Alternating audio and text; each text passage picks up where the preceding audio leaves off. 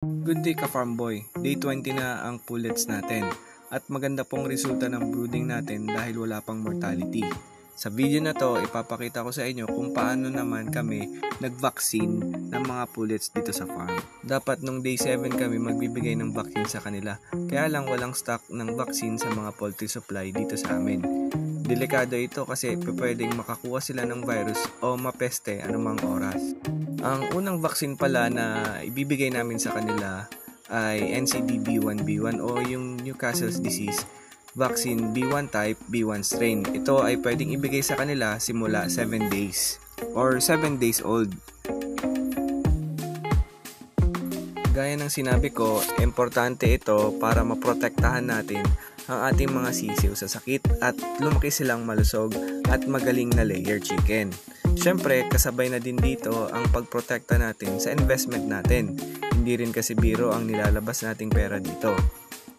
Ang isang bote na maliit ay pwede na sa 1,000 na sisiw kung tama ang dami ng patak. Ay at nose drop pala ang paraan namin ng pagbigay ng vaccine sa kanila.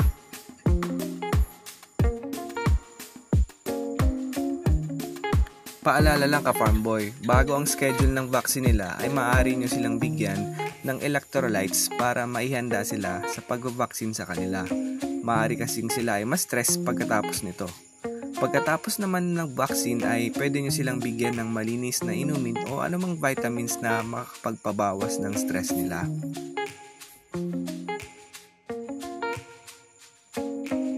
Mas mabuti rin sa malamig na oras ng araw sila i-vaccine para mas presko ang paligid. Makakabawas din ito sa kanilang stress, pwedeng maagang maaga o sa gabi.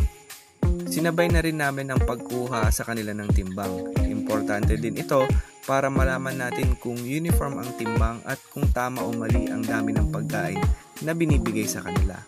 Kung mali ay maaari nating ayusin ang feed management natin.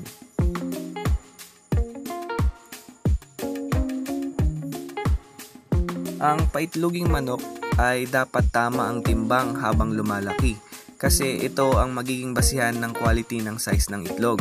Kung mataas ng timbang ng manok, maaaring hindi sila umitlog at ganun din kapag mababa ito. Sa day 27 naman ay nagbigay ng vaccine na IBD or Infectious Bursal Disease or Gumboro vaccine. Binibigay ito 7 days pagkatapos mag-vaccine ng NCD B1B1. Eye and nose drop din ang ginawa namin dito. Pwede itong ibigay sa mga pullets simula day 14. Kaya ng dati, kinuha na rin namin ang timbang nila para sa constant monitoring ng timbang. Dahil dito, nalaman namin na nasa 79% yung uniformity nila at 10% yung underweight at 11% naman yung overweight. Day 35 na mga ka-farm boy. Dito naman, nagbigay kami ng dalawang vaccine sa kanila. Una, yung NC de la Sota strain, maaaring ibigay simula day 14 ng mga pullets. Pero dahil late nga kaming nagbigay ng vaccine, dahil walang stock, ngayon lang namin ito naibigay.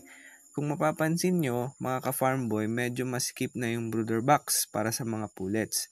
Na-delay din kasi yung paglipat namin sa kanila nung day 21 dahil sa sobrang lamig ng panahon. Ngayon ay nagdesisyon na kami na ibaba na sila sa grower house.